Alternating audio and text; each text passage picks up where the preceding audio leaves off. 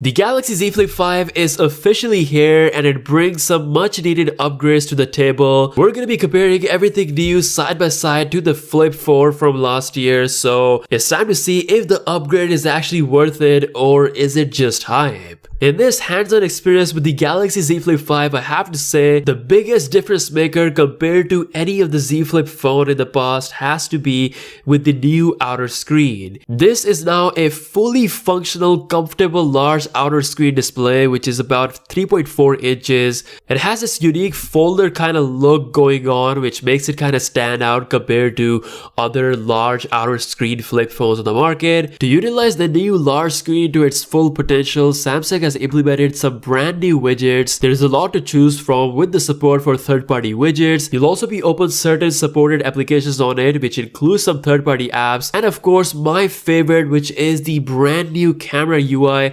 optimized for this big outer screen. This is going to be the biggest difference for me personally compared to the Z Flip 4 because I always had a tough time navigating with the camera UI that Samsung had for the older, smaller outer screen of the Flip 4. So now it's a lot comfortable. You can change the resolution along with the aspect ratio, which was such a pain on the Flip 4. So this is gonna be a big difference maker when using the cameras using the outer screen. Other than that, you can see the horizontal camera look is back. Although these cameras are the same as the Z Flip 4, we'll still see some slight improvements in camera quality thanks to the upgraded camera ISP with the Snapdragon 8 Gen 2 chip. As for the big main display, it's still a 6.7-inch 120Hz refresh rate display with now better durability thanks to Gorilla Glass 2 implementation. A lot of people expected slimmer bezels on the main screen, but it's pretty much the same on both phones, like you can't really tell the difference side by side. There is a new water droplet hinge on the Flip 5 that allows it to be completely shut closed compared to the Flip 4, making it a bit more pocketable and slightly slimmer, but it's really not a big change. The main thing that I wanted to see was a difference in crease, which is